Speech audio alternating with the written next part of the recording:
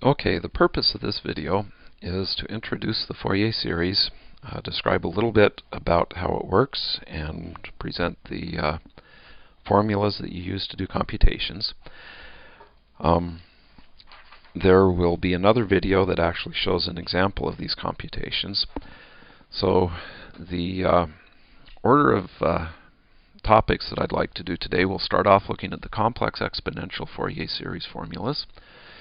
And then we'll look at some of the properties of the complex exponential Fourier series coefficients, and then we'll look at trigonometric Fourier series formulas. And if the first two items get long, then we may actually end up doing the last item as a separate video. So, Fourier series apply when you have a periodic function. So I've drawn a periodic function x of t here. It has a fundamental period of t sub 0, given by this, and the angular frequency associated with this is omega 0, or radian frequency, 2 pi over t0. We'll need that in the formulas. Okay, again, Fourier series apply to periodic functions. If you have a function that's not periodic and you want to do Fourier analysis, you would use a Fourier transform, which will show up in another video.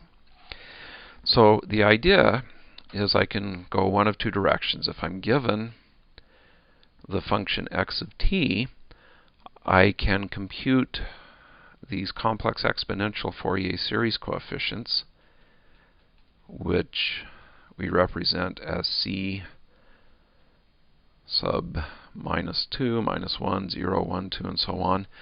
Basically, the general one will represent as c sub k, and k will go from minus infinity to infinity and be an integer. Okay. So the idea is that I can take x of t and I can express it as a sum of sinusoids with these complex Fourier series coefficients in front of them. Well, actually, it's a sum of complex exponentials. The formula by which I would do this looks like this. X of t is equal to the summation from k going from minus infinity to infinity of c sub k e to the j k omega 0 t. So what I have are these complex exponentials, which you'll hopefully remember. This is a cosine plus a j sine term times the Fourier series coefficients, and this gives me x of t. So this is quite useful to be able to represent this x of t in this form. It turns out that there's a lot of things you can do, filtering, other types of signal processing like speech compression and so on, that this works very well for. The typical problem you see is, given a particular x of t, I want to compute the c sub k's. Although it's possible that you could be given some c sub k's and try to figure out what x of t is. It just doesn't, we don't do that very often. The c sub k's are computed using the fact that these complex exponentials are orthogonal to each other for different values of k. And I'm not going to go into a lot of detail what that means, but basically you use that orthogonality to get these following formulas for the c sub k. So c0 is 1 over t0, the integral over one period of the function. So basically I could start at 0 and go out to t0, so that would be one valid integral, or I could start at perhaps minus t0 over 2 and go out to t0 over 2. I need to integrate over one period of the function, but where I start and where I stop doesn't change the answer. It may turn out to make the integrals that you have to work easier or harder. So we have that integral x of t dt. So this gives us c0. The coefficient for k is equal to 0. And c0 is sort of a special case in the sense that it is the average value of the signal over one period. when you get further into Fourier analysis, you'll oftentimes see C0 as the DC component of your signal. The other C sub k's are given by the following formula. It looks a lot like this first formula up until the point where we're at here. And we add a complex exponential into the integral. Okay, so this is for the case where k is equal to 0. This is for the case where k is not equal to 0. And once we've computed the c sub k's, then if we want to, we can reconstruct x of k this way. It turns out that the c sub k's are generally complex in the sense that they have a real and an imaginary part. So let me tidy up a bit here, and we'll talk just a little bit about what this means. So since c sub k is complex, I can talk about it having a real part and an imaginary part, which I'll call alpha and beta. Whoops. And I'll make a mess here. We'll try to tidy that up just a bit.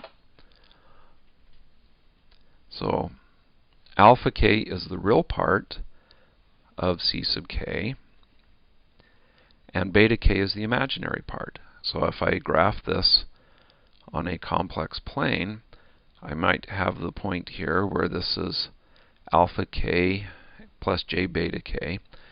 I can also represent this in terms of a magnitude, which we typically call, or just put vertical bars by c sub k, and an angle, which we typically represent by this angle sign. So if I draw this, then the magnitude is the length of the segment between c sub k and the origin. And the angle of c sub k is the angle between typically the real axis and this line that I've drawn between c sub k and the origin. Sometimes you'll see these called rectangular, and this is polar or magnitude phase. And there are different advantages to each of these ways of representing the c sub k's. Okay, some interesting things happen. There's some sort of magical bits about the c sub k's. It turns out that if x of t is a real function, and that means that it's only real valued, it has no complex components. And you may ask yourself, why on earth would you ever have anything other than a real valued function? It turns out in communication systems, quite often you create complex valued functions for their spectral properties. But if x of t is real, then c of minus k is c of k conjugate. In other words, c of minus k is the same as c of k, or c sub k, except that the sign of the imaginary part is opposite.